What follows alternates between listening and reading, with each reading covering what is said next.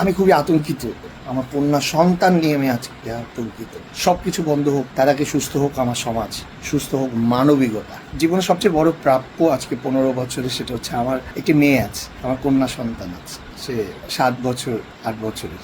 আর এটি খুবই প্রাইভেট। আমার জীবনকে আমি কখনোই সামনে আনি না। আমার সঙ্গীত জীবনকে আমি সবসময় সামনে রাখি। কিন্তু আমার আজকে এসে দেখলাম যে 15 বছরে আমি আসলে কি পেলাম জানি না, তবে আমি খুবই আতঙ্কিত। আমি সবচেয়ে মূল্যবান যে সম্পত্তি পেয়েছি তাকে নিয়ে আমি আজকে আতঙ্কিত। আমার কন্যা সন্তান নিয়ে আমি আজকে আতঙ্কিত।